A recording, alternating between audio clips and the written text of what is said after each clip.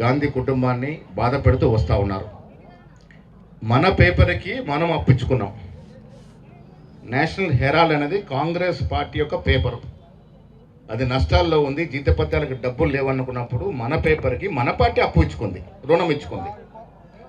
దాంట్లో money laundering ఎక్కడి నుంచి వచ్చిందో అర్థం అవ్వట్లేదు.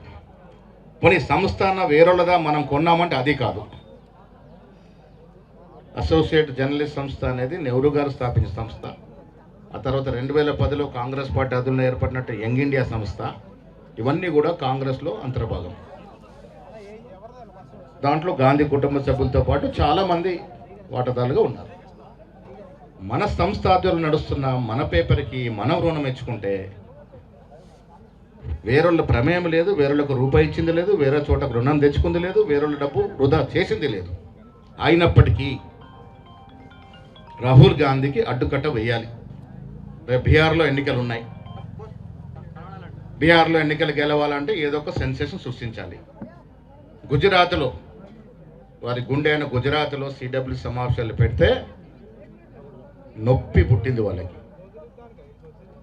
మోడీ వన్నే తగ్గుతూ ఉన్నటువంటి ఈ సందర్భంలో మళ్ళీ ఇచ్చిన ఎన్నికల నాటికి మోడీ ప్రభావం పూర్తిగా తగ్గి కాంగ్రెస్ పార్టీ అధికారంలోకి వస్తుంది. రాహుల్ గాంధీ గారు ప్రధానమంత్రి అవుతారు కాబట్టి వీళ్ళని ఇబ్బంది పెట్టాలి, రాజకీయంగా బదనాం చేయాలి. ప్రజాస్వామ్య పద్ధతులు ఎదుర్కోలేని ఇటువంటి శక్తులు, ఇటువంటి దుష్టులు ఈ కేసుల ద్వారా సోనియా గాంధీ రాహుల్ గాంధీని భయపెట్టాలనుకుంటే అది అవివేకమే అవుతుంది. కేసులకు ఎప్పుడు కూడా గాంధీ కుటుంబం భయపడలే. స్వాతంత్రం ముందు కానీ స్వాతంత్రం తర్వాత కానీ. మహనీయుడు జవహర్లాల్ నెహ్రూ దాదాపుగా 9 సంవత్సరాలు ఈ శ్వేత దేశ స్వాతంత్రం కోసం జైల్లో ఉన్నాడు అంటే అది ఇవాళ యువతలో అర్థం చేసుకోవాల్సిన పరిస్థితి ఉంది. బీజేపీ పార్టీలో ఒక్కడంటే ఒక్కడు స్వాతంత్రంలో పాల్గొన్న నాయకుడు లేడు.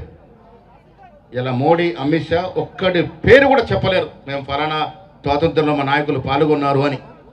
అలాంటి పార్టీ ఇలా దేశం కోసం, దేశభక్తి గురించి మాట్లాడుతూ ఉంది.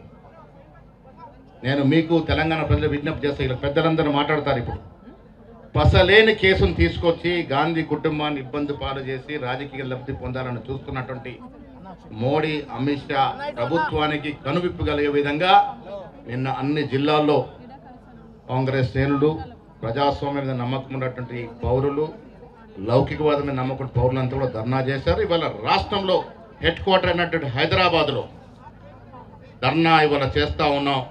డిప్యూటీ ముఖ్యమంత్రి, మంత్రులు, మా ఇన్ఛార్జ్ అందరూ కూడా సమక్షంలో ధర్నా చేస్తూ ఉన్నాం.